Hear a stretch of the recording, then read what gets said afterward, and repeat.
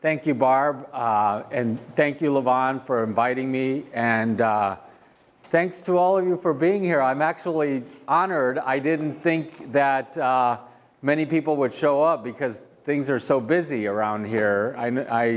My schedule is busy too, but I know what everybody has going, so I'm honored that we have some of my colleagues here, some of our MBA students, first year and second year, so welcome. Okay, here's what I would like to do. Actually, earlier this summer, Levon asked me to put together a presentation on doing business in Mexico. And so what you're going to get here is a product of that, is a little bit of that work with some other small changes that I made. But what I'd like to do is give you a presentation on doing business in Mexico that focuses more on the cultural aspects. It's not only because it's recent work that I've done, but throughout my research, I've been able to do research on Mexico and present it. And so what I'm doing here is taking some cultural frameworks that I use and then applying those to Mexico, and would be very interested in making some comparisons between, of course, Mexico and the US, but Mexico and China. I think that there are some commonalities, and so I'm glad that Dan Lee is here also. I want to do this fairly informally, so if you have a question at any time, raise your hand. I have provided the handouts here so that you have all of my material, and I can send you additional materials. If you need additional sources or other types of material, or the PowerPoint presentation electronically, I'd be happy to share that with you. So I'm going to just talk a little bit about Mexico in general, so sort of Mexico at a glance, some key facts, and then I'll jump into some misconceptions this is from a managerial business perspective. Some of these apply primarily to people doing business who are from the US and encounter some surprises when they go to Mexico. But I've also seen Germans be surprised and other parts of the world be surprised about Mexico. So I think that there are some common misconceptions that people make when approaching Mexico, and I'd like to highlight those and perhaps provide a little bit more clarification. Then I'll spend some time on just a general cultural framework on some key dimensions, and then I'll explain how, from my perspective, how they apply to Mexico. And then if we have time, we can talk about what would be my tips for having smoother managerial interactions or just cross-cultural interactions with people from Mexico or in traveling in Mexico. Let me tell you, I'm also glad to see many of you that I know here, because I can share a few things about my background that I usually don't get a chance to, or we don't get a chance to. So I wanted to do that, both as a way to provide disclosure from my perspective on this session, but also to share a little bit more about me and my background. Well, first of all, I actually was born in Mexico, although I grew up and I was educated in this country. I have an interesting sort of migration story that I'm part of through my family, where my father was one of the oldest, but from a large family, over 10 children. But he was the last to be pulled from Mexico to the US to follow the extended family. One of the things that I'll mention here is that family and the family network is very important in Mexico. It's very much a collectivist culture in sort of academic terms. But my father felt a pull to come to the US, and so he had a business in Mexico. He had children. There were 5 of us already as part of the family. But he felt a pull, and he moved to Kansas City, Missouri to be with the rest of his siblings and his mother, so my grandmother. And so they made the trek in the 1960s. So that's an interesting part of my background. There are many, many stories like that here in the US of people who have migrated to Mexico. This was legal, by the way. Everything, back in the 60s, it was fairly easy to get residency and those kinds of things. It became tougher after that. But so I grew up in Kansas City, Missouri, and I had all of my education in the United States. but had an interest because of the family connections to go back. And so typically the deal that my mother made with my father for leaving all her family behind was that we would return every year so that she could visit her family, her mother and her siblings. And so every summer we would pack up what was with a big family, a van, and then we would head to Mexico for vacation with our cousins, aunts, and uncles. So and then later on when I did my PhD, I had a chance to do the bulk of my data collection in Mexico and traveled a lot in Mexico and visited manufacturing plants, assembly plants, in a number of industries. Eventually I focused on automotive assembly in around the Mexico City area, in the northern part of Mexico, south of Arizona, and then in some other parts near, not too far from Mexico City, where some old and new auto assembly plants are located. My undergraduate degree is in psychology and Spanish, so I came from a liberal arts background from the University of Missouri. And then toward the end of my undergraduate years, I discovered business. And then I was thrilled when I learned that there was an area called international business. It was too late to focus in that as my undergrad, but after working a short period of time and I decided to go back for my graduate education, I focused on international business, both for my MBA and my PhD, focusing a lot on the global automotive industry, on culture, managing in emerging economies, managing in the NAFTA environment, and those kinds of things. Part of what you're going to see here is some material that I use in different areas of my teaching. So we have some first-year students, particularly in the Supply Chain Global Management Academy. We do some stuff with culture because it's so important in business today. But now I'm going to focus more on Mexico. But I am glad that all of my teaching here at Kelley's international with an international audience continuously. And so I think it pushes all of us to really understand the international relevance of our topic. And if we have international research and experience, to bring that into the classroom. So some of you may not know that 40% of our MBA student population is from outside of the US. Okay, there are some Latin American countries represented there, but very international. In our academy, the Supply Chain Global Management Academy, we have about 20 to 25 students in each class. We have about 50-50 split between international students and domestic students. And actually in this class, we've gone higher in the international side than the domestic side. So we have to address international stuff. We have to address cross-cultural interaction. And then I teach also German executives that come here to Kelley. Our Kelley Direct program is very international, both from the student demographics, but also where the students are located. They're located all over the world, some in Latin America. And so we have a lot of that going on. And then I'm very pleased to have a chance to do quite a bit of travel as part of my work for conferences or for executive education sessions. So you can see the number of countries that I visited just recently. This is within the last 5 years: Belgium, England, Chile, Mexico, China, 3 times, Italy and Germany, and then I will be going to Thailand next month. And then you can see what some of my consulting work is like. So for the session that we're going to cover here, it applies well in the classroom, and then it's stuff that I've used to work with managers in multinational firms, and then companies that are going through global expansion. So I hope you enjoy it. It is more of a business managerial perspective than an academic perspective. So I'll tell you that up front. Just wanted to show you a quick map of Mexico. So my relatives came from the northern part, very close to the US border, about 4 hours by car from El Paso, Texas. So very close to the border. Lots of influences from the United States, lots of exchange. You can see where Cancun is over here on the map. Okay. And a lot of this is, of course, is going to be different in a place. So some people experience only Cancun and then they think that that's Mexico, and they now have a sense of Mexican culture. Well, there's a lot of tourism there, but it's different than other parts of the country.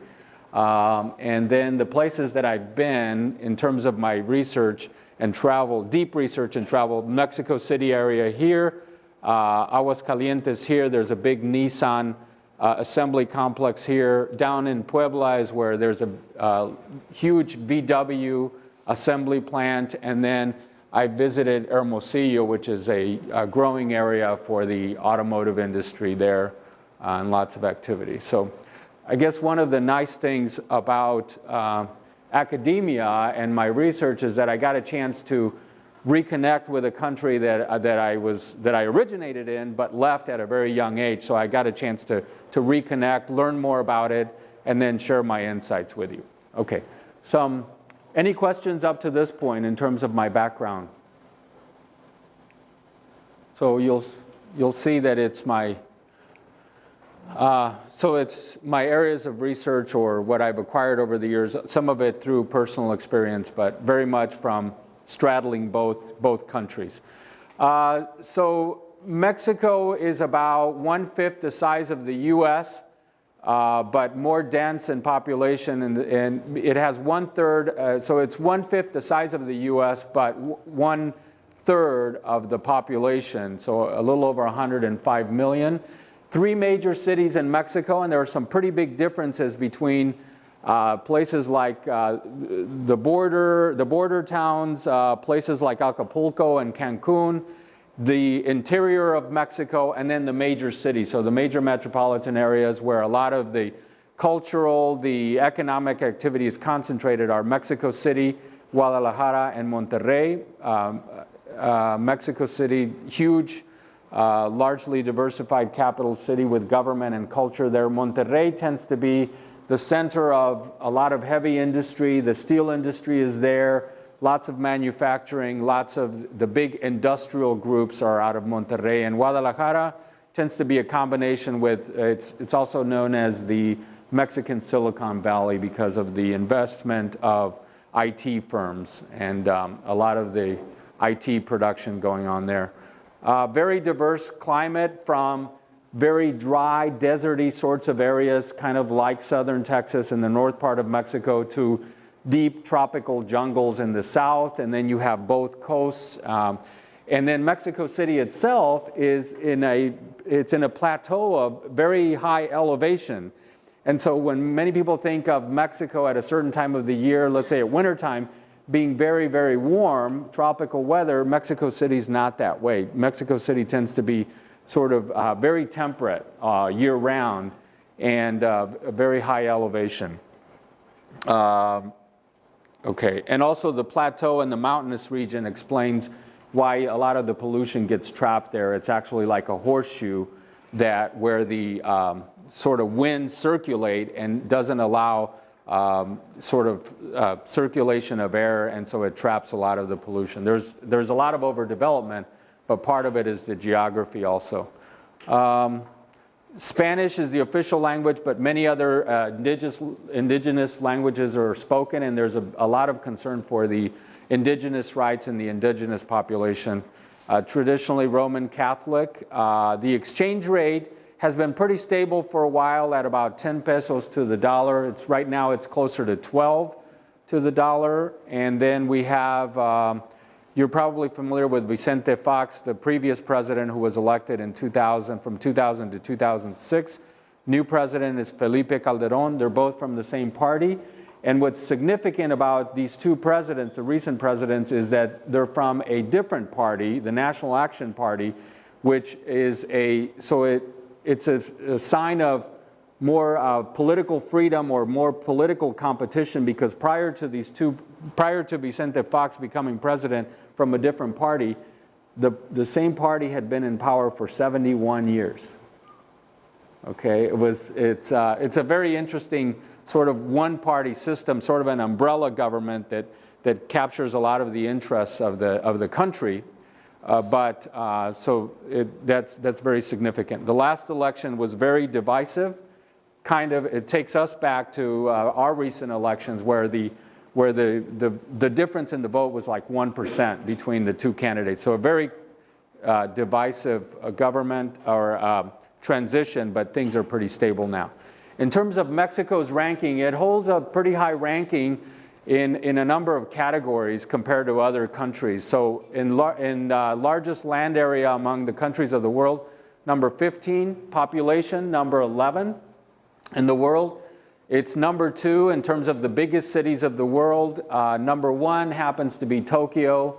I've always thought of Mexico City as the largest city in the world, but I think what's happening with Tokyo is it's a larger metropolitan area that they're including there, and so there's a pretty big difference. Mexico has a population of somewhere between 20 to 25 million.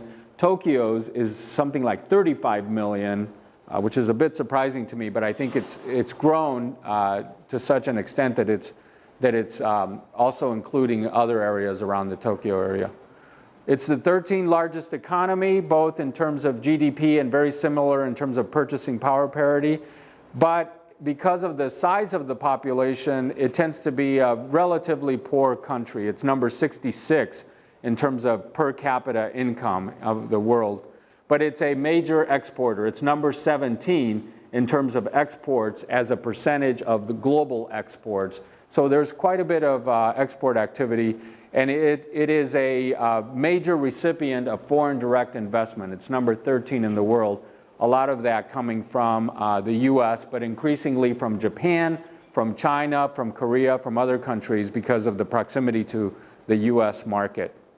It's not only a significant market in itself, but also proximity to the US and membership in NAFTA makes it an attractive location. Worker remittances, I knew it was high, but I was really surprised that Mexico is number 1 in the world in terms of worker remittances. And this is huge. The number 1 revenue generator in Mexico is oil, and number 2 used to be tourism. It's still very important, but remittances actually are higher than the revenue earned by tourism. So it's number 1 in the world with $25 billion flowing back to Mexico a year. The money that is earned by immigrants working outside of the country, most of those in the US, so they're sending it back through Western Union, through the banking system, through going back home and taking it back. So it's huge. I mean, it highlights the difficulty with addressing immigration, for example, stopping illegal immigration. It's a tremendous resource for the country, and it's keeping afloat many towns, many people in Mexico because of what the immigrants are sending back. Yes, Levon? Given that, I have to wonder how large, from a population point of view, if the country would change from 11 to 10 or 9 if you were counting the folks that weren't in the country working but were sending money back, because they still have very strong ties back in Mexico. Would they still consider themselves a resident of Mexico just working someplace else? Or you see what I'm saying? No, actually I did early on in my graduate training. I did some research on immigration. Actually, my first paper that ever got published was on international immigration. And one of the things I found out is that the workers who are sending remittances are still counted in the population of the town. In Mexico? In Mexico. Oh, okay. So that 100 million or I think that's, yes. Includes those who are living. Who are outside. They're probably counted more accurately as local residents, as local citizens, than they are in terms of the accuracy in counting the number of illegal migrants from Mexico in the US. Those numbers are more accurate. Right. So do we count in the GDP per capita also, even though they're not part of the GDP in Mexico, they're part of the total population, so that probably understates the per capita income. And this is huge. And it's very difficult to cut that off. Yes. This number 17 in largest exporters. What percentage of the world's total exports comes from Mexico? 17. I'm sorry. What percent? I don't know. I don't know. That's a good question. I know it's 17. It's the 17th largest, yeah. But I don't know. That's a good question. I'd have to look that up. Let's see. A very important oil producer, but also an oil consumer. And this is a big concern in Mexico because even though there's a lot of oil production out of Mexico, it turns out that the government subsidizes the price of subsidizes the price of gasoline. It's not actually market prices. So in a way, it kind of encourages high consumption. And so this is a big concern in terms of environmental, in terms of pollution and consumption of energy. Okay.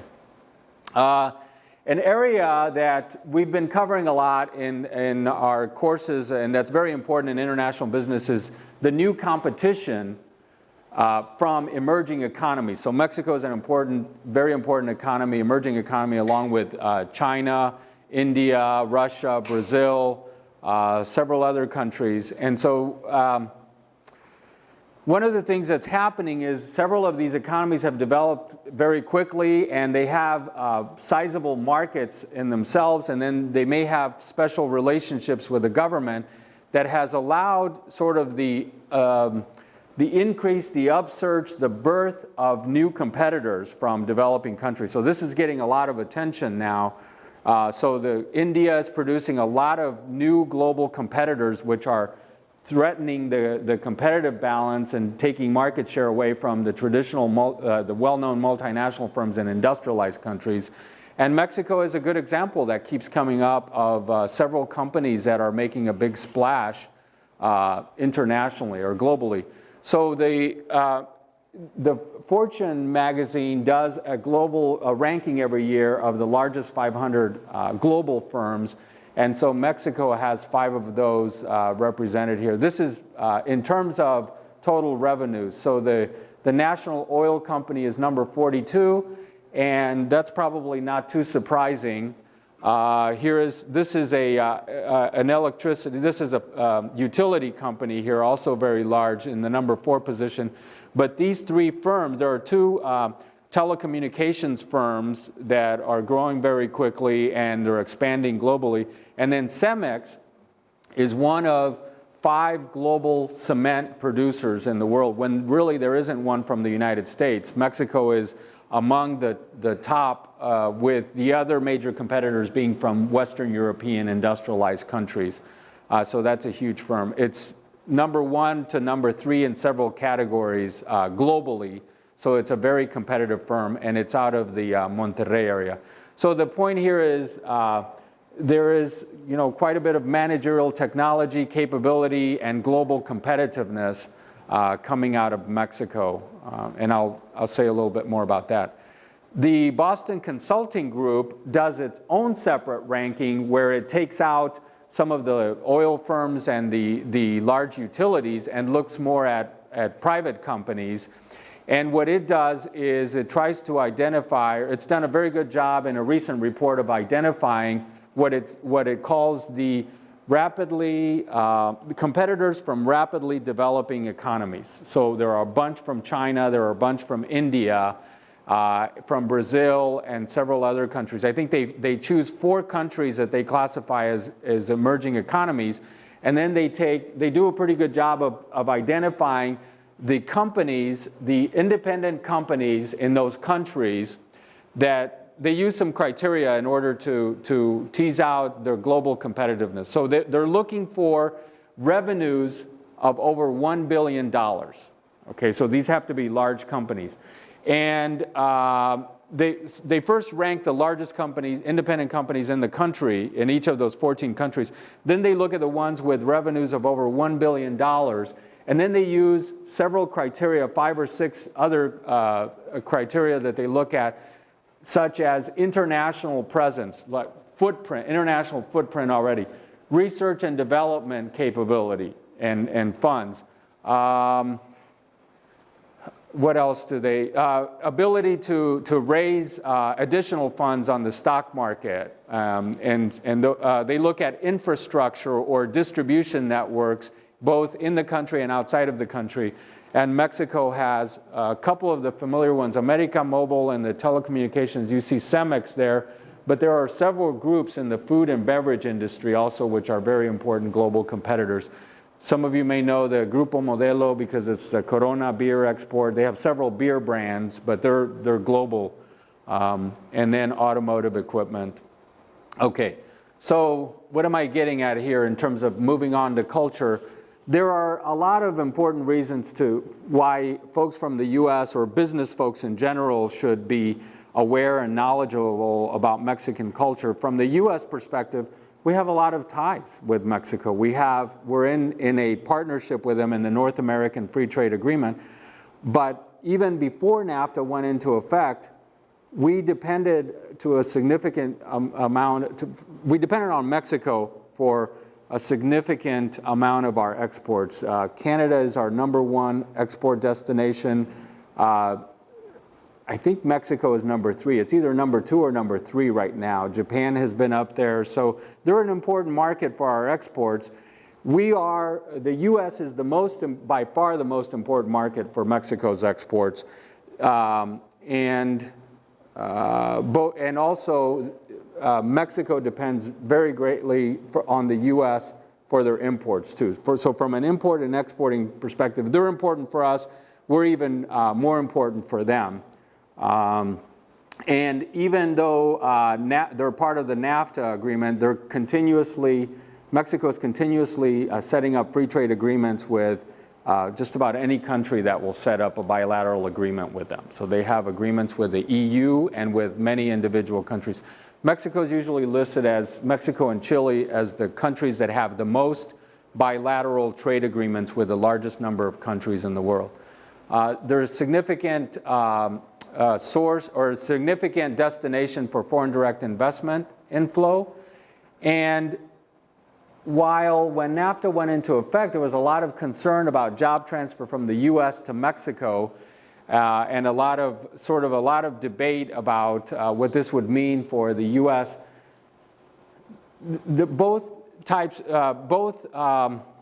Mexico has continued to be important as a destination of jobs or foreign direct investment. But when you look at the competitiveness of India and China, Mexico has experienced competition from China, particularly in the manufacturing and assembly. But they're also important within the sort of the competitiveness of China and India and from the emerging economy world. From the last two slides that I show, I think have some very direct implications for companies from the US, for General Motors and General Electric and a lot of companies from the US that are well known throughout the world. In one sense, they're facing new competition from Mexico in the telecommunications area, in the building materials, in the food and beverage industry. But also, those are potential partners. Those are potential partners that could benefit the partners in both countries, in Mexico and the US. But alliances may benefit both partners in other parts of the world too. So it's kind of like an upsurge of new competition, but also possible partnerships.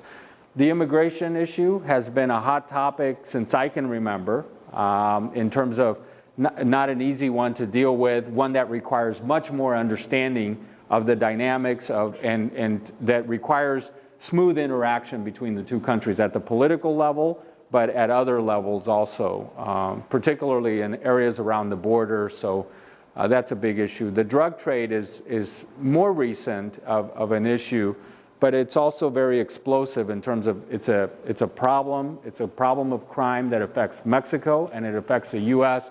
So that requires coordination and cooperation. And of course, the more recent issue is the issue of border security. With the September 11, 2001 attacks, I mean, the border security takes other dimensions. So economic, political reasons for a lot of understanding between the two countries or the rest of the world understanding Mexico and Mexican culture. Levon? What about Mexico's involvement in the organized American states group where they're trying to take the EU model to Central Latin America and Mexico? Does that have any impact on where they stand or what it does. Doing, or what they're thinking? Or? It does. See, what I see is a lot of opportunities for the US and Mexico to work closely together, but they have this divisive history that a lot of people in the U.S. don't understand. And sometimes not understanding that history, it gets in the way of smoother relations that could lead to a more coordinated approach with, let's say, negotiating a free trade agreement with the rest of Latin America, for example, with South America. So sometimes Mexico takes the agenda that's closer to the U.S., but other times they want to be very separate, and they would not completely side with Brazil and Venezuela, but they won't take a side as close to the U.S. as the U.S. would like it to be. A lot of people in the U.S. don't realize that every Mexican citizen is very aware of the times that U.S. soldiers have landed that have been in Mexican soil, either in Veracruz or have marched on Mexico City to take over the center of power, or all of this land that was lost during the Mexican-American War. So Mexico lost half of its land to the U.S. It seems like a long time ago when you think of the 1850s, but for every Mexican, it's today. It might as well be today. In my Spanish class I took last year in Mexico, my teacher Pepe said that the word gringo actually means green go home. It's actually English. Have you heard that? He said it was based on that dislike of the American soldier dressed in green. I've heard several variations of that, but in any case, it doesn't really matter because it's a very negative term. Yeah, it's a very negative, and even other countries, even though it is particular to Mexico, other countries have picked it up. But it has to do with the sentiment that they want to be seen as very separate from Mexico, from the U.S., and that the the relations have not been good, and many times they get in the way. So part of what I'm going to talk about is thinking of ways to just provide more understanding in order to reduce that effect. Many times it just gets in the way and it doesn't make sense. There's a quote I'd like to share with you which captures for me sort of the way that many Mexicans view the U.S., and it's kind of like from a humorous perspective. There's a quote attributed to a dictator that Mexico had from the late 1800s till about 1910, Porfirio Diaz. You probably covered him, the 30-year reign of Porfirio Diaz. He was responsible for a lot of modern development in Mexico and a close relationship to the U.S., but he has a quote that goes something like, "Poor Mexico, so far from God and so close to the United States." Right? So it's kind of like, poor us here. Fate has kind of frowned upon us, and yet we're so close to the United States. And that's very much alive today. It comes from 1910, but it might as well have come from last year from President Fox or somebody. Yes? Since you just mentioned the Mexico is a big production, is a country of big production oil, and but it's also a big country for the consumption of oil. So the differences between the drugs are four, and I'm wondering that Mexico currently now the oil issue is very hot. And, Yes. And does this kind of issue influence the Mexico, the macroeconomic, and how influence the economy in Mexico? And Mexico is import countries or export countries for oil. It is a major exporter. It's a major exporter of oil, but there are a couple of problems with a development model that depends on oil. One is that Mexico doesn't have large reserves. So I think people are aware that while they're a major oil producer now, they don't have the reserves that other countries like Saudi Arabia have and other parts of the world. So it's a limited resource.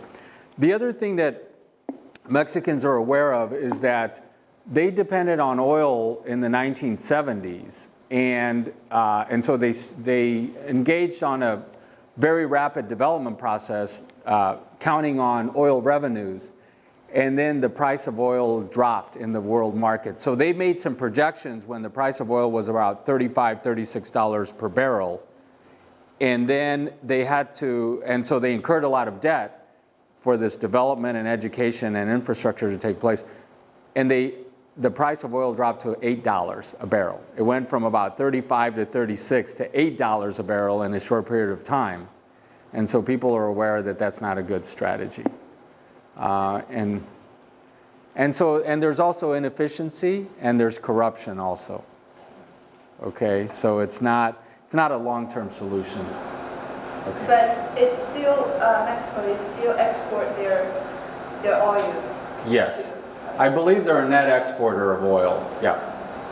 They're a net exporter of oil. And also for you said there are lots of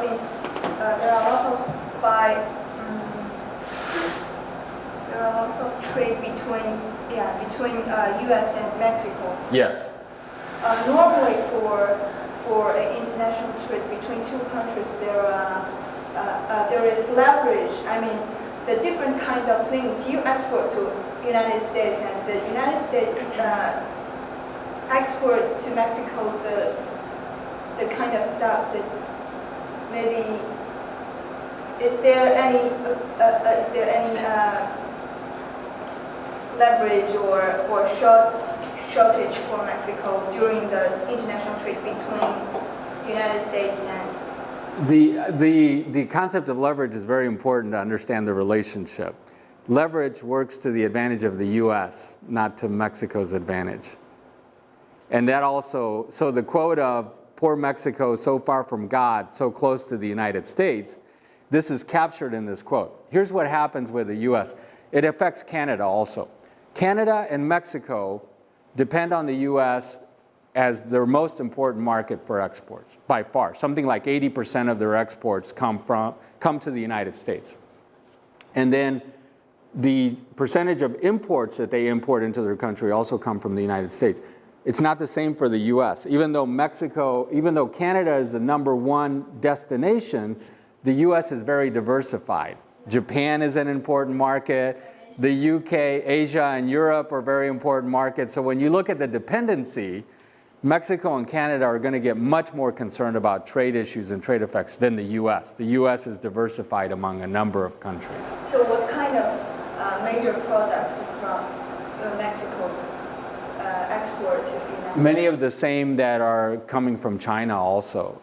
Manufactured goods, assembled goods, where the parts might originate in the U.S., but the assembly takes place in Mexico. Electronics, television assembly, a lot of low-cost labor.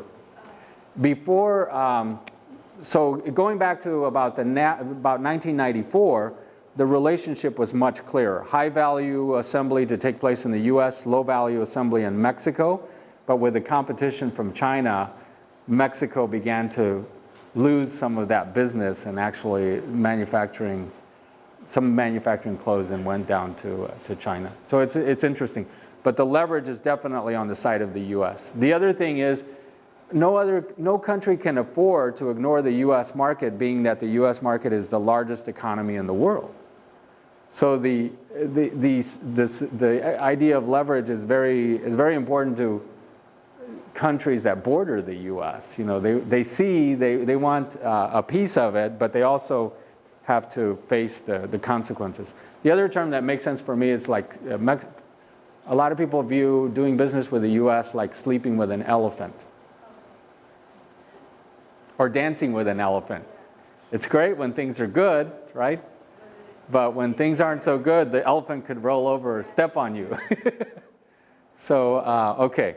In terms of misconceptions, so let's move on. So it's an important relationship. It's important to understand Mexico, but there's actually a lot that gets in the way. Part of it is history. Part of it is just basic cultural differences and the way that culture works on all of us as a group. So a lot of misconceptions that I have been hearing for a number of years, and if I did a session, for example, with business folks, next week, some of these would still come up. There's a misconception with people who have not traveled a lot in Mexico that everybody speaks English. So you go down there to do business, to set up, do manufacturing, or to negotiate contracts or look for potential partners or suppliers. What foreign business people tend to face is that, yes, in Mexico City, in the kinds of hotels that they stay or where they move around, there's a lot of English being spoken. Or if you go to the border, or if you go to Cancun or Acapulco, yes, there's a lot of English being spoken. But when you get to a lower level in an organization, you realize that this varies greatly. The English level competence just may not be there. So even though they're close and we can get there in 3 or 4 hours flight from just about anywhere in the US, there's still a big sort of communication issue around the issue of language. I've mentioned a little bit of the history, but I think Mexicans are very annoyed that many people from the US want to connect with them, and so they say, oh, I've been to Dallas, or I really like Houston. You know, they make an assumption that Mexico, of course, must be a lot like southern Texas.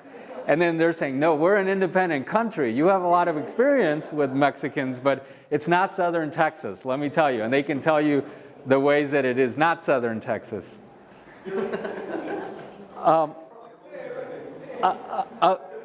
Remember the importance of remittances. If remittances are so important, that means that there are a lot of Mexicans working in the United States, legally and illegally, right? And so many people have contact with that group of people. They're in hotels, or they're doing factory work, or they're serving tables or working in the back kitchens. They're propping up agriculture and a lot of industries in the United States. And so many people who are in business have exchange, have interaction with that group.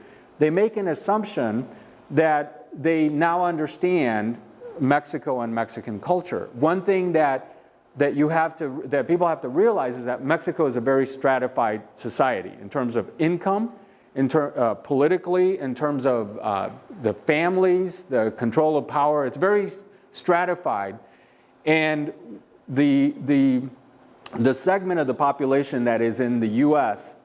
is at the lowest levels of education, of refinement, of power, of a lot of things. But the segment that business folks encounter is from the higher levels of society in terms of income and power, the way that they speak the language, their education. They might as well be two separate countries almost. The divisions are so great. And so that gets in the way also, because if you're in one of the higher levels of society, you're going to be offended to be treated equally with somebody who is at the lower levels. I mean, and the divisions are just there. They're natural. They're not, we can get into debates about right or wrong, whether it should be this way or that way, but the fact is they're there, and people know their place and they're comfortable with it. They may not like it, but that's the way they function normally.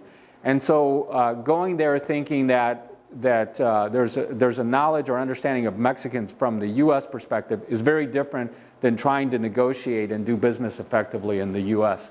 So that's an important distinction. There's a kind of I guess because so many people want to come here and work here, there's an assumption that most Mexicans are appreciative of their relationship with the U.S. They are, but they're torn. They're torn. It's more like a love-hate relationship. And I've seen this in Europe also. I mean, there's in France and in countries that we have traditionally a strong relationship with, there's a love-hate relationship, and it's complex. And many people make an assumption that it must be because they want so many of our goods and they want to come here, and there are so many of them here, then there must be open arms when we go visit them, and that's not necessarily the case, okay? And then Mexicans are eager to adopt our ways of doing things. I think that's a trap that I think managers from multinational firms from industrialized countries, that's a common mistake that they make in different parts of the world, and Mexico is no different, in that the locals are going to want to do things the way that we do them. They may want the goods, they may want the brands, they may want the conveniences of what is modern and what they see, but they may feel very strongly about doing things their own way or having some control over what they do, even with the same firm. I mean, in my PhD, I did a comparative study of Ford Motor Company, Nissan, and VW, all manufacturing in Mexico, but each of those firms took a very different approach about regarding the assumptions about how much Mexico was willing to do things the way they were done in the home country or outside of Mexico. And I have countless stories where these companies managers from these companies would bang their heads just to try to get the Mexicans to do things a certain way. If they didn't understand how to do it, or they actually had some better ways of accomplishing the same thing, it was very hard to change them and make them do it, even within the same company, to make them do it the way corporate headquarters would like. Okay, and so some of these are common misconceptions. So let's move on to culture and the cultural dimensions. Some of you have seen a model like this of culture, but I think it's important to highlight a few things. One thing that strikes me is that that culture, because we're part of a group, and because culture works on us as a group, and according to this definition that I like, makes sense for me to think of culture as sort of a collective programming of the mind of a group of people. So somehow a collection of people identifies itself as a group. They're part of a group, and so there's something that's working on them or on us as part of the group that we are part of. And the way that culture works has to do with shaping attitudes, values, beliefs, and norms that come from a number of places as soon as we start taking in the information as part of a group. So our educational system, the economic philosophy, the political philosophy of the country, religion is a very important source of sort of the cultural messages or programming. The social structure is very important. So this is just a general model of culture at work. What's interesting is that what I think we do as humans is we don't think about this model. We just somehow expect that we're going to understand each other and get along. But if we really understand that this model is working on the insider group, the group, that there's nothing that says that the messages coming out of religion or the political philosophy or the education system shaping the members of the group of this, there's nothing that says this has to be the same from one group to the next. We should expect that those messages are going to be very different. We should almost expect to encounter lots of surprises and lots of difficulty. But we don't, I think the way that it works, because it works so gradually, we don't stop and think about it. We're just interacting with each other and we're processing what's coming out of the interaction, but we're not really stopping and saying, wait a minute, I'm making a lot of assumptions that I started picking up when I was 1 year old or 2 years old, and the other person has their own assumptions they were picking up at a very gradual rate, but those are going to be very different than mine. So let's begin with the differences in mine and work from there. We're just trying to get by, to negotiate a deal, to have a smooth interaction, to convince them to buy something from us or go with us. And then when it doesn't happen smoothly, then there's distrust, there is misunderstanding, there are questions that arise, and sometimes ill feelings. So they're thinking of it that way, we're thinking of it that way, it's normal. Okay, let me, I have a couple of quotes. Well, let me go back, let me just go forward to illustrate that. One way that I think of the way that culture works gradually, and it works on the insiders, but it's very different than the outsiders, is to think about culture is working on us as like a map that we know very well. When we learn to get around within our own culture and do things, stay out of trouble, accomplish the things that we wanted to accomplish, just go through a normal day, we were using a map that was the set of rules for interactions and for doing things. But that map is very different depending on what country you're from. So this is and this is what can happen visually. This is an actual map that I received as part of a notebook in a conference that I attended in this location, right? So now you see that it's Hawaii there. And that was given to us as a welcoming gift for us to use during the conference. But I think for somebody, it really indicated that this is the way that they see the world. They see themselves, the Hawaiian Islands, as being the center of the universe, and the rest of the map revolves around that. And actually, when they welcomed us and gave us the traditional lei to kick off the beginning of the conference, they knew that several of us were coming from this part of the country. This was in February. Record snows in Bloomington. Airports were shut down in Philadelphia, and there were people coming from the East Coast having a lot of trouble getting to Hawaii to attend the Academy of International Business Conference. And they said, we welcome you to Hawaii. It was 85, 90 degrees in February in Hawaii, which was wonderful. They said, we welcome you to the nice weather that we have here because we know that some of you are coming from very harsh weather over there in the Big Island. The rest of us were from an island. It was just a bigger island than they were used to, but that's how they were viewing the world. And so this is, I think visually, for me, this is what happens when we're just proceeding or trying to find our way around. We're at the center of the universe. Recently, I found this other quote in a book. In one of my travels, somebody sent me this book about a number of things, but this quote caught my attention. This author, a Cuban-French author who I was not aware of, Anais Nin, had this quote: we don't see things as they are, we see them as we are. We see them as we are.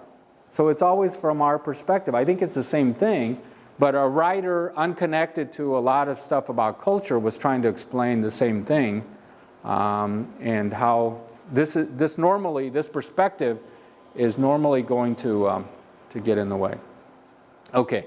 I just want to clarify something here, that the rest of what I'm going to be talking about is about national culture. In the workplace, there's the personality and the individual. That's important. Their profession or specialty, their level of experience that is going to, what we're talking about here is behavior and understanding behavior and behavioral differences. There is the corporate culture, the specialty, the individual personality, but a great part of it for us to pay attention to and understand is the national culture, which determines the behavior of the group. Okay, so it's already an insider thing. Okay, moving to then understanding some of the differences. Some of you may be familiar with Hofstede studies, the cultural dimensions, and there's a lot that's been done academically by anthropologists and international business researchers to try to document the systematic differences between countries.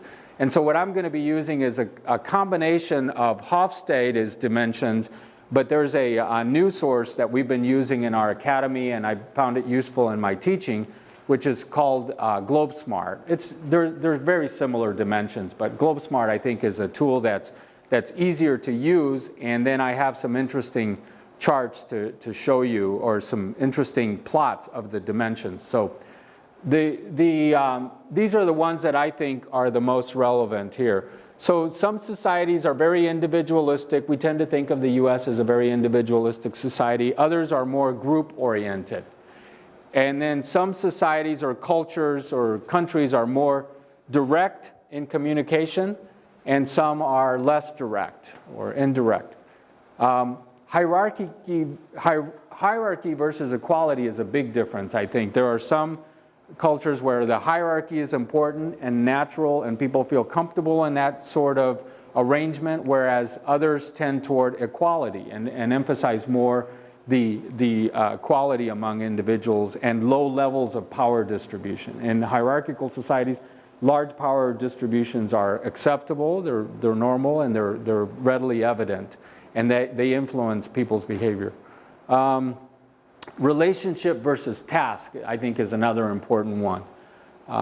The extent to which people want to focus on the task and immediately get down to work in a business situation, whereas in other places it may be much more important before getting down to work to first establish trust, get to know each other, build a relationship before proceeding to the level of work. Okay, so those are some of the dimensions here.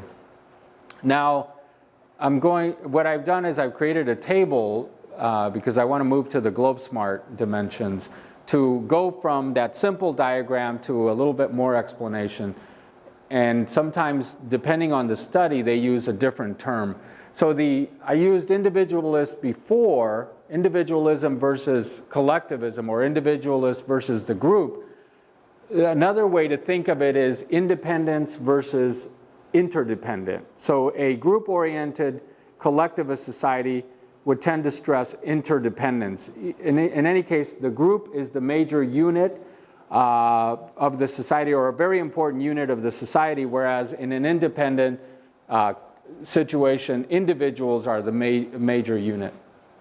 The personal goals may take precedence over the group goals, whereas in a collectivist society, group goals are very important and individuals are expected to pay attention to those and follow the goals of the group. If they take too much of an individualist perspective, they may be squashed, or they may have negative consequences. So it's just different, and one is more comfortable for one group, and then for one culture, and the other is more comfortable for the other culture.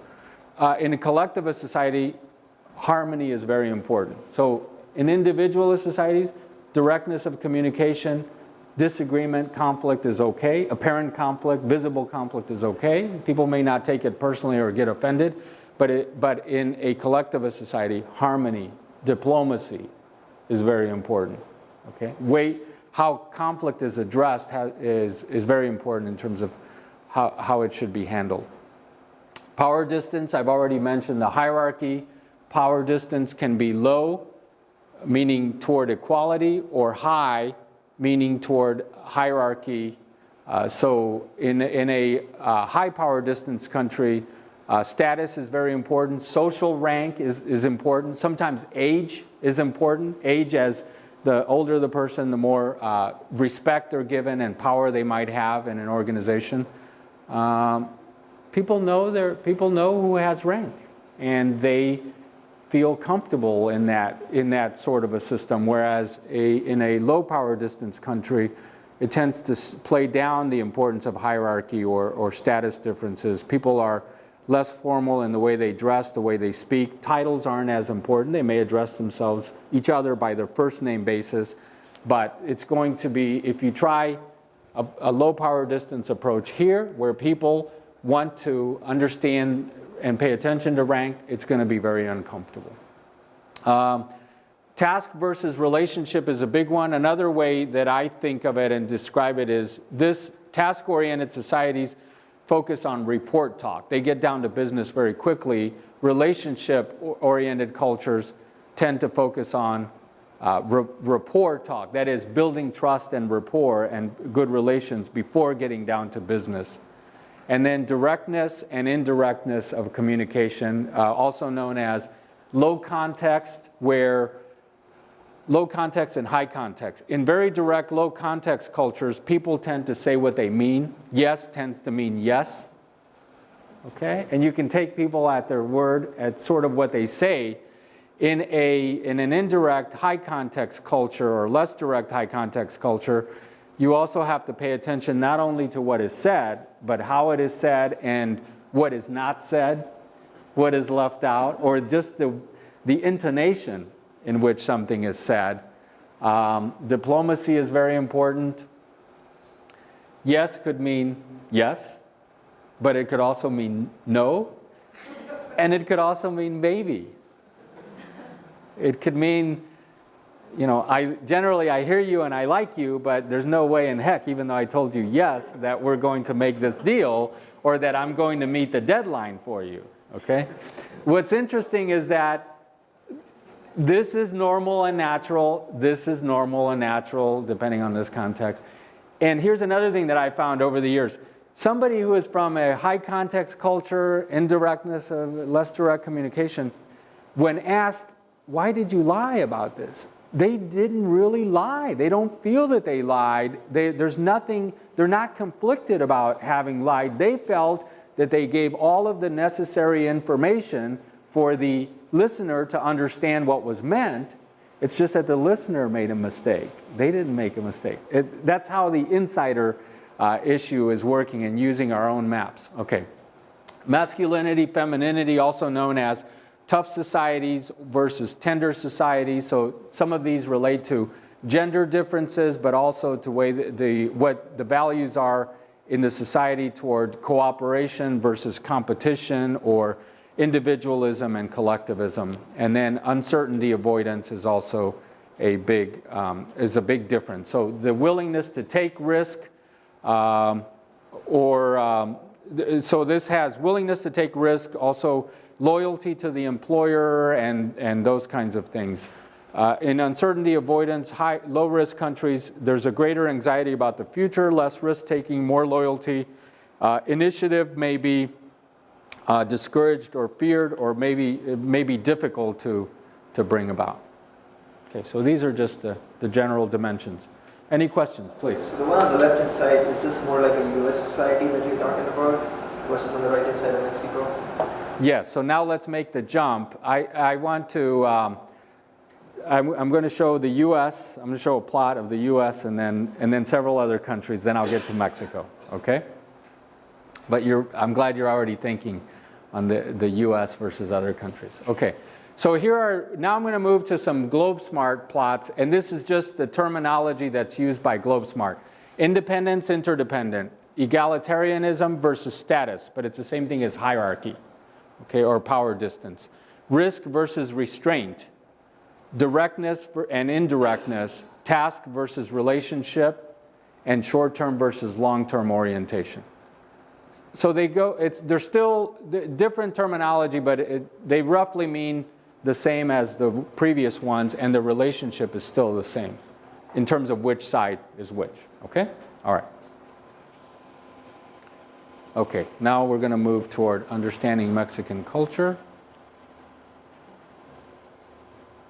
Okay, the nice thing about Globesmart is that one can take a survey, an individual can do a survey and identify some preferences related to the workplace, or what are the preferences in terms of working alone versus a team, or feeling comfortable with certain types of rewards. Anyway, a number of questions, and there's a huge database that has been administered to populations in different countries. It's a large collection of countries that Globesmart has. So one individual can take the survey and see how they plot versus their own home culture or versus another culture.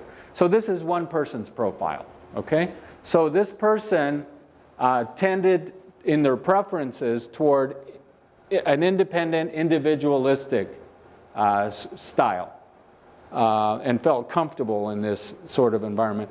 Toward egalitarianism, low power distance versus high status or high power distance. More toward risk-taking versus restraint, much more direct in communication, looking at the middle, than indirect. And then very task-oriented, and then short-term orientation.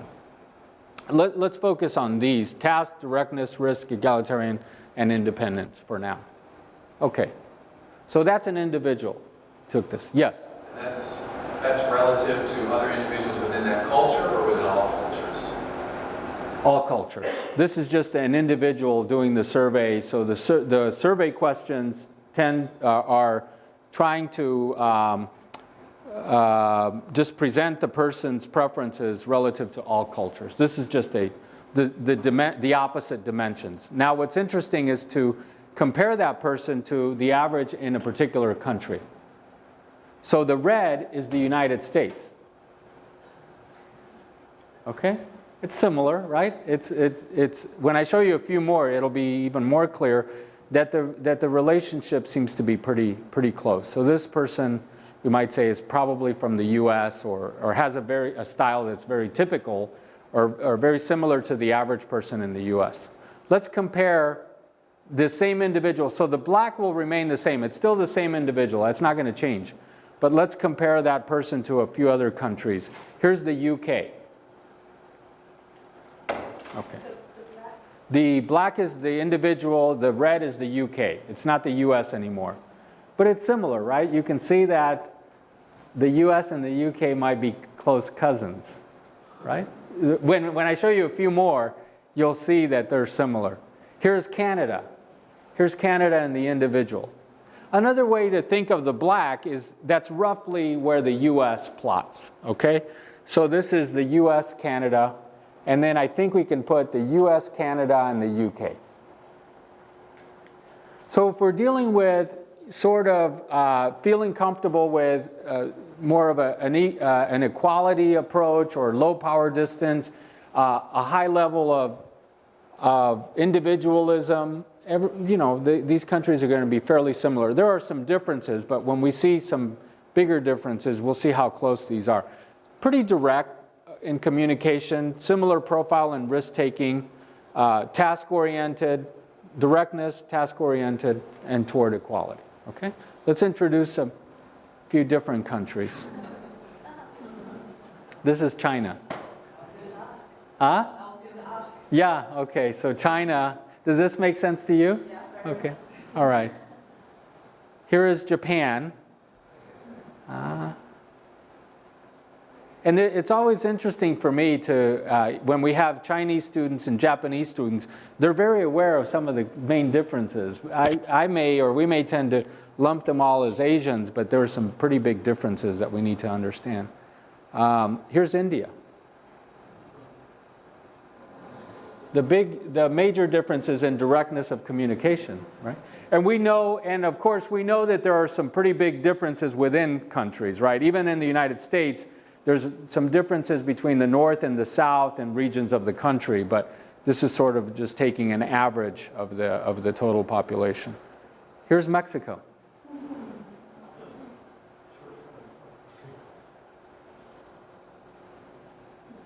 So here's why, when I learn some things about China and Japan, or when I explore why some Japanese feel very comfortable, working in Mexico, I think part of it is they understand, they share some commonalities in terms of these profiles. Roberto? Yes? Where do you fall on this? Since you were brought up by this. That's a good question. In the United States. Yeah. Do you know Guess who the person guess who the black is? That's me. That's you? Okay. That's me. And I was very surprised. I was very surprised when I first took this where I would fall, but then it makes a lot of sense. At the particular time that I came to this country, where I got my education, the kinds of educational systems that I attended Catholic school the whole time, all of my education up until I went to college. So all grade school and then 4 years of high school, all taught by priests and nuns in the very strict Catholic education. Where I was very much a minority, but I picked up those values and those preferences, and they're very comfortable, which, by the way, makes me very different from my parents. That's very interesting. Very different from my parents. I was always the one who left to go to church, to arrive to Mass. I would leave 15 minutes or 20 minutes before. I wasn't going to wait from my parents. They have a different approach on what is the appropriate time to arrive at Mass, and that was just very uncomfortable for me. So so this makes a lot of sense to me. Okay, now we put US here in the orange. The colors change a little bit, but here's the US, and then we have the red is China, the yellow is India, the blue is Japan, Mexico is now green.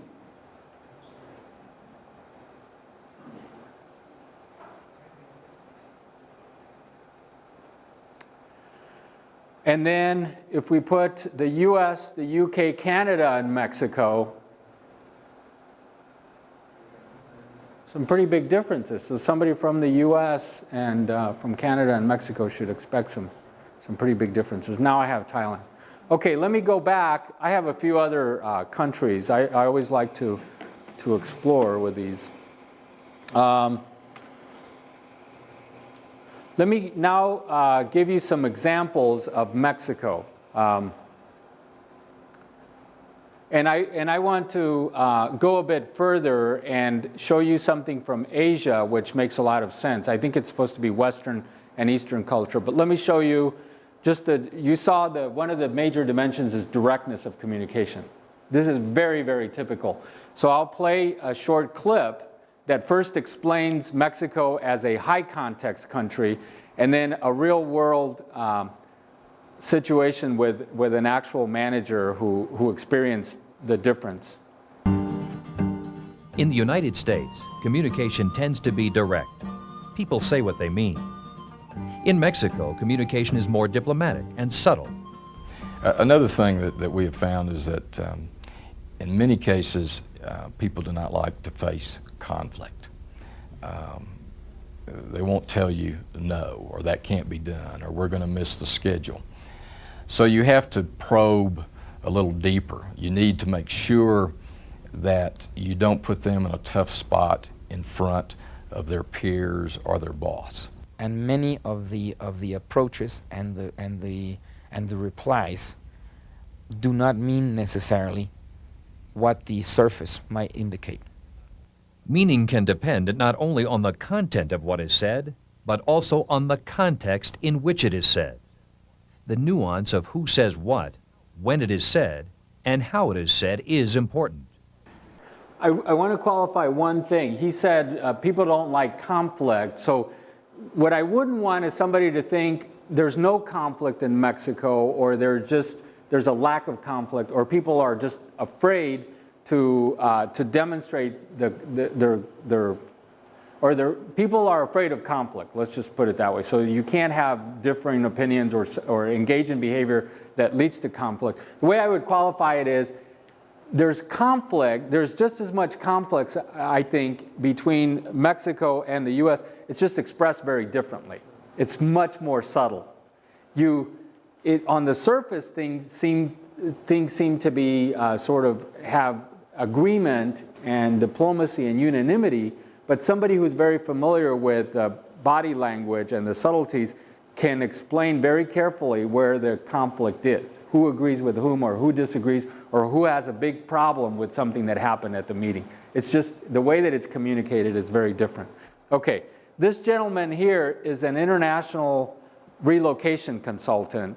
And so he works for a U.S. company that helps executives relocate.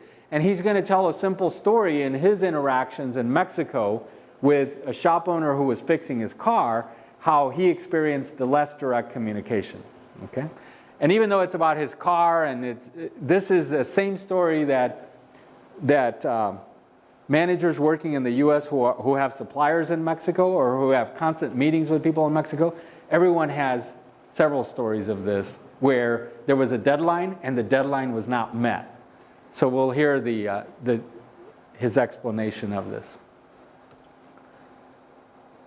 For example, I took my Jeep in on a Monday to have it repaired because the transmission was making a little noise. I told to the shop owner, the maestro, I need this Jeep this weekend. Can you have it ready for me? He said, sí, como no, Don Miguel, which was an indication to me, had I known, that he was saying yes because the other people standing there would have thought less of him had he said no. Secondly, he couldn't say no to me because I was his biggest client. We had a whole fleet of vehicles being repaired by him. And thirdly, when he used the word don, it let me know that I was up here and he considered himself at a lower status. So he couldn't say no for that reason. So naively, I come back on a Friday and the Jeep is just torn apart, and I was really very angry. And I said, if you couldn't do this, why did you tell me yes? And he smiled and said, it's a question of happiness, Don Miguel. You were happy Monday, Tuesday, Wednesday, Thursday, Friday. 5 days of happiness. I'll have the Jeep fixed Monday, so you only have 2 days on unhappiness. I can't tell you how many times I've heard that story but it's usually from a U.S. manager who says, we missed this major schedule and I wanted to kill those guys. They told me, and I was checking with them, and they told me it would be done, and it wasn't done. Now he understands the context. There's a hierarchy is at work, the directness of communication. I would bet that the shop owner actually felt during the first interaction that he had given him the information. The shop owner was probably just as surprised that he would not know that the deadline was not going to be met. Yeah. It's just the directness of communication. Question? Yeah, in some less direct cultures, it's expected that you will come back and complain, but it's also not taken personally. Do you know what I mean? Is that similar in Mexico? In other words, when he told him it won't be ready on Friday, and let's say he assumes that communication was received, would he still expect him to come back on for Friday and complain complain because that's his role in this situation? No, I think that's what leads to, no, that's what leads to the souring of the relationship. He would be very embarrassed, the shop owner would be very embarrassed and would lose face. And if the interaction took place in front of a similar set of customers, it would be very, very bad, you know, and the shop owner might not complete the job, or it could just lead to the deterioration of the interaction, because then we're compounding other things there. So the concept of saving face is very important in Mexico, and not embarrassing somebody, not calling attention to them, not pointing out, not being direct if you're too direct in the criticism in public, they're going to feel extremely bad about it. Okay, let me show you why this makes sense to me, why these dimensions make sense in comparing other cultures. When I first saw this is a set of a diagram that was sent to me by a friend of mine. I think it was George Bailey with Otis Elevator, but he had come across it from somebody. It originated in Germany somewhere, and they were trying to explain the differences between Western culture and Eastern culture, particularly China. So read Germany versus China, but I view it also as the US as blue, Mexico as red for the most part. And I've edited some of the diagrams to make sure the ones of Mexico come out strongly. So giving an opinion, think of Mexico as the red, the US as the left. And think of managers, you know, working in a meeting and trying to negotiate agreements or resolve issues on a day-to-day basis. Handling problems. This is Mexico. The main unit of society. Where the individual fits versus others. It's very much a group-oriented society. The importance of the self. If you go, even if you're from the US and you want to sell things, you want to sell and you want to stress the positive aspects of your product, if you are seen as boasting, that's negative. That's seen as uneducated, uncultured, unsophisticated, which may be, you know, okay in our situation, but if they're evoking this image, it doesn't seem right. This is one that I want to talk to Dan Lee a little bit more about. Definitely, so this is the way that the US might be seen. This is how relationships work and the number of relationships one might have. I'm not sure that Mexico is this complex, but it's certainly much more interconnected than here. One of the things that US business folks who have success in Mexico, one of the tricks that they find is that if they want to have more success, they use their connections. They find somebody who is well connected and has influence, and then they use that person to provide an introduction to the person they want to get to, instead of doing a cold call. And so relationships are very important. I've seen situations in manufacturing plants where the supervisor at a manufacturing level quits because he wants to take another job, or he's unhappy with the situation. The employment is with a US multinational, let's say. He either wants higher pay or is unhappy with the relationship. He goes to work for the competitor or for another firm, and next thing you know, the next day, every one of the workers in his unit transfer over to the new employer. You can see what that does to turnover and to keeping that operation going when things are globally interconnected. Roberto? Yes. Many years ago, when I worked at Hallmark, we had manufactured, a lot of our manufacturing was done in Mexico. And when we would go down to that plant to talk about quality issues or just planning or whatever, our role, and we were told very much that our role coming in was to praise and to just be amazed and in awe of what was being accomplished, and just so happy and just so much wanting to be part of the family, and then we never felt like we got anything, from my perspective, accomplished. We went in and we talked and we hugged and we celebrated and we got so excited, and every night I go back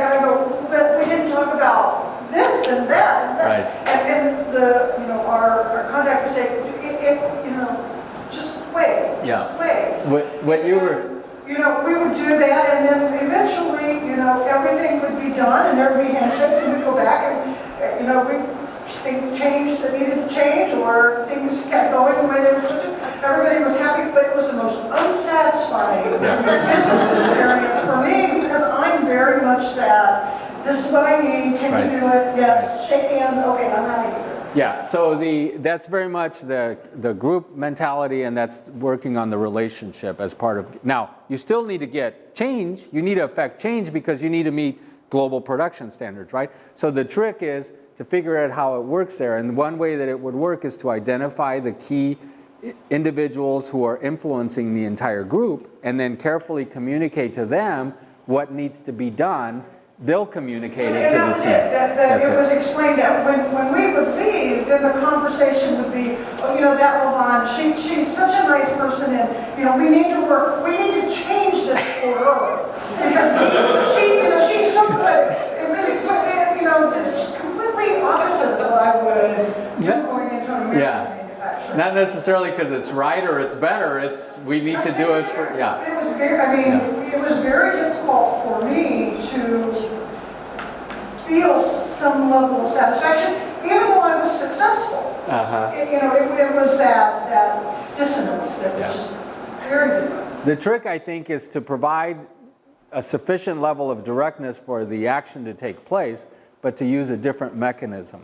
Right. And I've known managers who were very effective at leading a meeting. They're from the US, they lead the meeting, everything seems to be very diplomatic and very good relations, but that manager has had a meeting already with somebody who's attended, has a meeting before the meeting, and then has a meeting after the meeting with a key individual who knows everything that's going on. So the information is being communicated, but it's a more roundabout way. Yeah. Okay? Yes? I'm sorry. Even though it's more roundabout, in looking at your charts, well, this is straightforward and it gets done.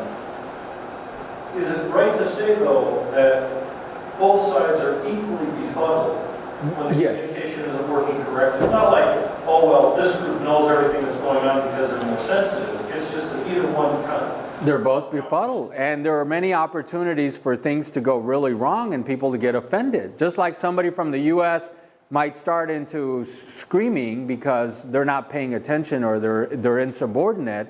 They're thinking this person is really crude, this person is really mean, and we don't want to have anything to do with them. Yeah, they're both looking at it. They're using their own map, and they're sort of going by what's normal for them, but they're not thinking, hey, this is very different for the other person. We are expecting the other person to adapt to us, not for us to adapt to the other person. It's when people have experience and they already know going in that there are going to be some big differences, that then the relations can be smoother, and that's one of the main points. So this is expression, waiting in line, okay? That's when. There you go. Socializing at a party.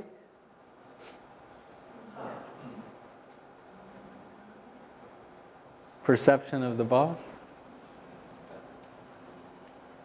This can be used as an advantage. Well, if you want people to respond, if somebody from here is trying to get people to respond, there may be no action or very little action, and there doesn't seem to be any risk taking. The question that they're looking for is, does my boss know about it? And what kind of trouble would I get in if I go do something that my boss doesn't want? So maybe inaction is the best way to proceed. It's the most cautious way to proceed.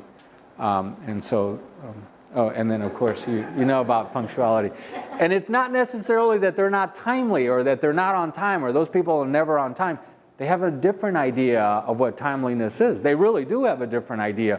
It's one that is much more flexible. And you can violate those rules. For example, if somebody invites you to their home because you're their guest of honor, and they say, you say, what time do you want me to be there? So you want to be there with flowers and a nice bottle of wine. What time do you want me to be there? If they'll say 7 o'clock. They do not mean 7 o'clock. It means somewhere between 7:15, that's probably pushing it, but more like 7:30. You show up at 7 o'clock, they're going to be very surprised. They're not going to be ready, even though they said 7 o'clock. That's just the way things work there. There are different rules. Now, it gets tricky when you're having a business meeting and there are people from all over the world. Those issues need to be addressed. They need to be resolved. There's no one way of doing it, but the first thing to notice or to pay attention to is that there are going to be some differences. Okay? Question about the punctuality.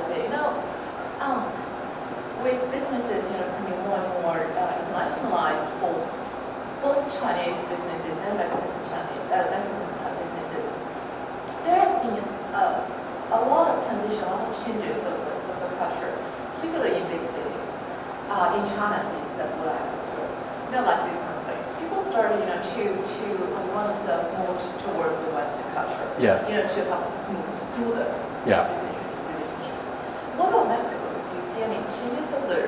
Yes, big changes. So. Like this punctuality in like 30 minutes. You hear people saying, are we going to use Mexican time or US time? And they'll go beyond that. They'll say, whose English are we going to use? So there's a decision for global business that it probably makes more sense to use English, but whose English is it going to be? Is it US English? Is it going to be Mexican English? Is it going to be Japanese English? And so people begin to prepare for the differences. Yeah, see, for example, if I'm in Mexico and somebody invited me to their home at 7 o'clock, how should I find out, exactly? Ask a friend, ask somebody, ask a coworker who knows. Everybody will know the rules. So you would say to a coworker, you know that he's from Mexico or your colleague is from Mexico. Hey, this person invited me to their home and they told me that the time was 7 o'clock. What time should I be there? And they'll tell you probably 7:30. Don't go before 7:30. So the critical role of the local partners. Yeah, I think that applies in China also.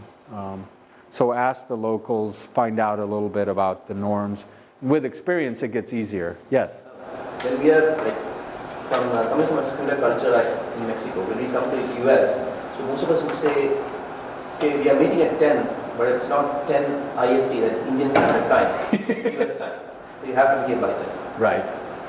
It's perceived that even in India it's the same thing, 10 minutes later or 15 minutes later. Yeah. Our Academy students will tell you that we have to address those, even in the classroom here at Kelley, because we're connected to companies that are coming to give presentations or we're going to visit them. So George Bailey from Otis Elevator started us on a practice that we use since the early days of our Academy. That is, anybody who doesn't arrive on time, US time, has to sing or tell a song. And I won't tell you who the biggest offenders are at the beginning, but you can guess, right? You can figure out who it is. Some of these students. Music from all over the world. Yeah. And some other people. We heard some of the other countries that were represented. Where's some time? Macedonia, I think. Macedonia or Croatia. Bosnia, yeah. Bosnia. Great. So I think one of the Indian students came late on purpose because he wanted to demonstrate, he wanted to sing his song. He was fabulous. We thought, are you like in any Bollywood movies or anything? We think he calculated it because he wanted to demonstrate to the group. But here, so what I have, I want to show you a couple more clips here. Or let me give you some tips first that have seemed to work for others and for me in dealing with a less direct communication. So Dan Lee's question, enlist a third party to help in a number of situations. This manager that I came to look closely at, there was a friend of mine who had been educated at Notre Dame University, and so I saw him managing very effectively at Mexico. He would have the meeting before the meeting, he would have the meeting after the meeting, and he was admitting that he wasn't capturing the nuances of the communication, so he would make sure that he made time to really ask who's on board, who is not in agreement, who needs more information, that kind of stuff. Change the setting. So sometimes the individual may have the right information, but if it's in front of the group, it's not going to come. So pulling that person aside or visiting them individually may provide the information that's needed. So changing the setting would help. Explaining more thoroughly the background and the context. Sometimes people just don't understand why some information on timeliness or some other issue is necessary. So if they understand it, then they feel more of an obligation to give the accurate information. Probe consistently but politely. Asking the same question, for example, the Jeep. Don Miguel, I don't think, last time I had my Jeep repaired, it took more than 5 days. Are you sure you can get it done by Friday? Boy, it seems like it's going to take a huge effort for you to get it by Friday.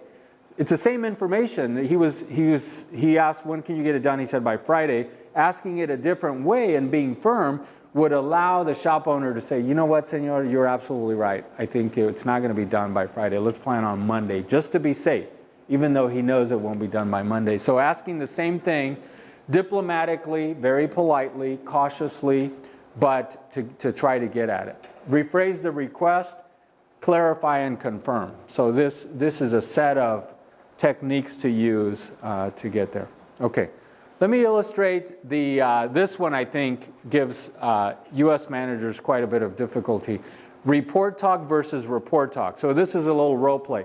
First you're going to see a couple from the US getting down to business, and then two people from Mexico trying to get down to the same, to get to the same end line.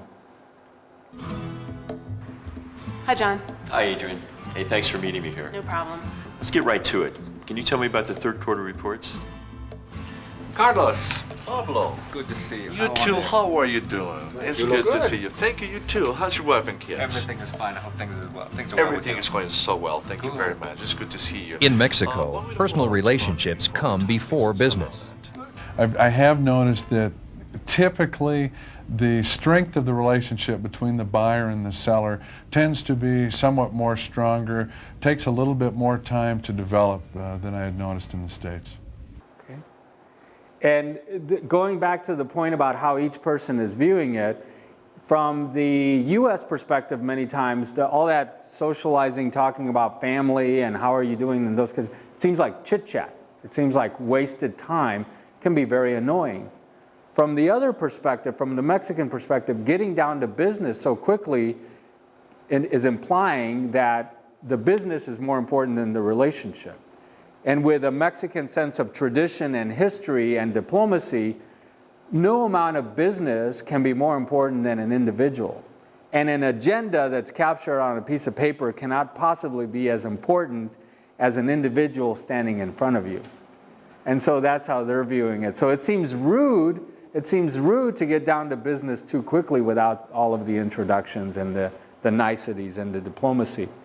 What's interesting is that to think about long term, how if you want to get to negotiating the deal or signing the contract or negotiating the deal, which one will get there faster? They may get there the same, or the Mexican way may actually get there faster. It depends on how quickly trust is established and how important the relationship is. If it's very important and solid and positive from the beginning, you don't need to negotiate lots of contracts. You don't need to go back and forth. There's a high level of trust and it'll work quickly. So it's not a matter of total time, it's how it gets started and what comes first and what comes later. Let's see. In order to understand time in Mexico, it's important to understand Mexican values. In Mexico, people are considered more important than schedules. Family is tremendously important. This means that a business deadline or meeting can easily be delayed due to a family obligation. I would say the center of the Mexican social activity is the family. The family is important in Mexico, and everything evolves around the family and comes out of the family and goes into the family for benefit. Mexicans also tend to take long lunch breaks, often to spend time with their family. But they return to the office and usually work until late at night. Okay, so a couple of the other differences in terms of the work day, the work hour. A couple of the other differences related to sometimes lunch may not be a working lunch, it may just be a social lunch to build a relationship. There is a concept of power breakfast in Mexico. So here in the US, the power lunch is very important to do some business. The equivalent might be the power breakfast in Mexico before people actually get to the office. Their business can take place. At dinner time, usually a large part of the dinner is social, and then the business may actually take place after the dinner, or when dessert is being served, or when people are having their final round of coffee. So there are some differences there. Much more formal. Greetings are important. Greetings and the protocol is important in a Mexican setting. And then I have a couple of other dimensions. I won't spend time on those, but here's how I see the differences. Mexico is in bold, much more high context, rapport talk, face saving, much more formal, much more authoritative and hierarchical. People tend to criticize themselves and praise others versus the other way around, and then much more relationship focused.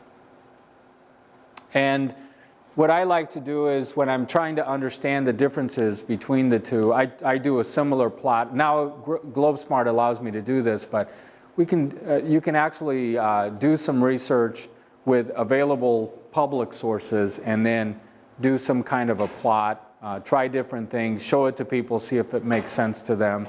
So I would encourage the use of this in getting to know Mexico or another culture to compare it to your own. Let me just leave you with a couple of thoughts. So what would be my recommendations for approaching a country like Mexico? First, to research the cultural dimensions and know if there are going to be some pretty big differences, to sort of prepare for business as unusual versus business as usual.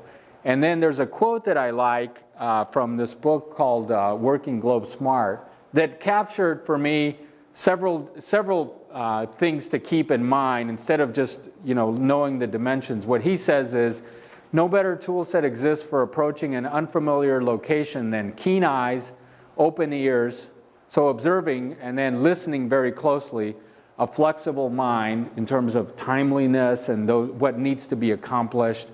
And then I think a lot of it is about a willing heart. I think going into a situation to encounter people who are very different, if there isn't flexibility and willingness to change or to see their way of doing things, it's probably going to end in a way that's not smooth with some pretty big, there are going to be differences, there are going to be stylistic differences, but I think the sides have to be willing to entertain those and to work through those. Observation, imitation. See, the final solution could go a number of ways. It doesn't necessarily have to be the home country way, and it doesn't mean adapting and doing everything exactly as they do it. The better solution might be something that is in between, sort of a hybrid solution in the way that the business proceeds. So it may involve comparison with one's own culture, and then finally choosing to do things our way, their way, or through some new hybrid solution that's created together. I think those things, keen eyes, open ears, a flexible mind, and always a willing heart, with different possibilities and much more flexibility than may be used at home, I think is more effective in dealing with Mexicans and certainly with people from other cultures.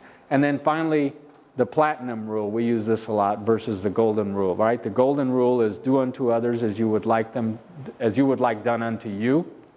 It sort of comes from religious messages in my background. Do unto others as you would like done unto you.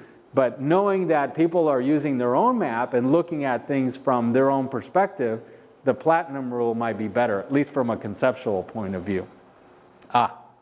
Where is it? It's going backwards. So much for the punchline. Do unto others as they'd like done unto them. This is acknowledging that they're going to see things different, that they have their own perspective, And to me, it doesn't mean give them exactly what they want or the price that they want or the conditions they're looking for, but treat them and make them feel as if they are being treated as being unique, as they would like to be treated. So that's the tips I usually end up.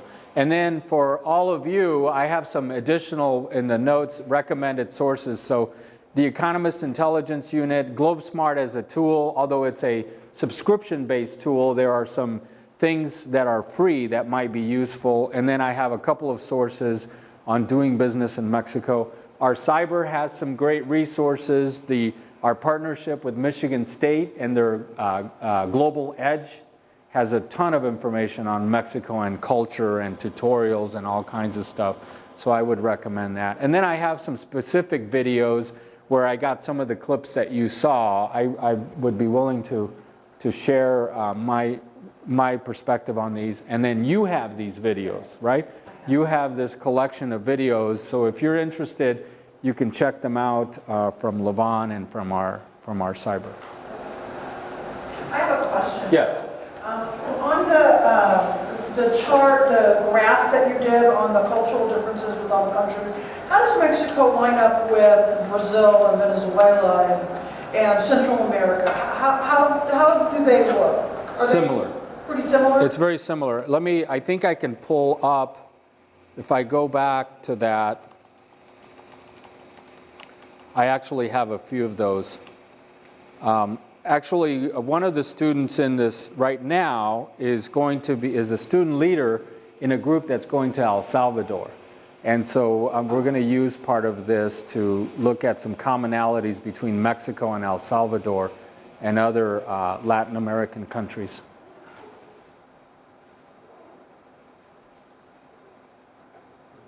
So is there anyone like the U.S.? Here's Brazil. Canada and the UK were pretty similar. Germany, interestingly enough, is further to the left on directness of communication than the US. They're very collectivist, but they're very direct. So it creates some interesting issues here. Here's a lot of the Middle Eastern countries are also much less direct. They're more like Mexico. Here's El Salvador. There you go, Mike. Okay. Randy, I'm sorry, what was your question? I was curious to know where this comes from. Like, how does Spain, for example, track in comparison to, is it the Spanish influence that is creating this kind of culture, or is Spain completely different, or is it something about the indigenous people of the South? No, it's a combination of both, but there are a lot of similarities. It's a combination of both. Way off from England and the United States and that influence. So I'm thinking, is there some European influence, which is where this is coming from, or is it more kind of an indigenous thing about South America? Quite a bit of it is indigenous, but I need to look closely at that. In some of the classes that I teach, we use something called the CAGE framework, where we look at relationships between countries, and one big sort of set of dimensions of similarity comes from this family relationship due to the colonial-colony relationship. So when you look at the legal system, for example, it's going to be very similar because that's what was transplanted from the home country during the occupation or the domination. It's going to be very similar. Many aspects of the culture are also the same. So we have, CAGE stands for cultural dimension, administrative heritage, geographic dimension, and then economic. So culture, administrative, geographic, and economic. And cultural and administrative heritage are several categories of things that make the colonial power and the colonies very similar. So it would explain also the US, the UK, and Canada, following that. Right. So if you look at Spain, you might be able to see some similarities in terms of the cultural. Yes. Yeah. Can you? Oh, excuse me. Yes. I'm sorry. I was going to ask, in terms of competitive advantage in this global environment, what do you see as some of the advantages and drawbacks Mexico has versus China? A couple of the advantages that Mexico has over China have to do with proximity. So it's much easier to send components to Mexico and to get them back if time and distance is important, those kinds of costs. And so I did a study a couple of years ago. I did a study for another unit in the organization where we were looking at the competitiveness of Mexico versus China. And what I found is that in many things, China was more competitive even with a huge distance. If the product required a lot of labor intensity and then the cost of transportation was not that much, or it was a low cost depending on the distance, and also if the product was not very time sensitive. So it wasn't something that required quick supply to the shelf, for example, or quick lead times, then China had an advantage in those. And then there were some, because proximity was important and time sensitivity and those kinds of things, and even something like managing a process where time differences could get in the way or could work toward your advantage, Mexico might have an advantage. What was really interesting, it differs by product and by industry. What was very interesting is that there were several products and industries in the center where the battle was very tough, where it wasn't as clear cut. And so it seemed to me that Mexico and China were working very hard to try to get one or the other, yeah. Can you explain a little bit more about enlist the third party and changing the setting? Because I'm not quite understanding. Enlisting a third party? So enlisting a third party is if you're managing in Mexico and then you want to know what time to arrive or what time the meeting is going to start, then find somebody who is local, or let's say you want to negotiate a deal and you just don't know what the negotiation practice is, like where do you start in an opening bid? For example, when I went to China, I realized that in the silk market, I had to start with a very low price if I wanted to end up here. Okay, so the price that somebody was giving me was here, but I wanted to pay here, so then my counter had to be here, right? Well, that's going to differ. It's going to, in the United States, if somebody is very different, right? So in Mexico, it's even more different. So you would ask somebody, I want to buy this, but I'm going to negotiate, or I'm going to negotiate with a supplier who's going to give me a price. Where do I start and where do I want to, if I want to end up here, where do I start? And what's the process? And how long is it going to take? The local person would know all of that detail. And then the setting is, because it's a collectivist culture and because diplomacy and saving face is so important, if you want to provide very direct feedback, let's say a critical feedback, or to say, I really need this by this particular time and you want an accurate answer, then change that person out of that group setting and communicate the information when it's just one-on-one. And sometimes the context may mean get them out of the office or the manufacturing context and ask them in a social setting, like at a dinner or at another, during a break. That could make a big difference in how the person responds. Okay. Thank you very much. Thank you.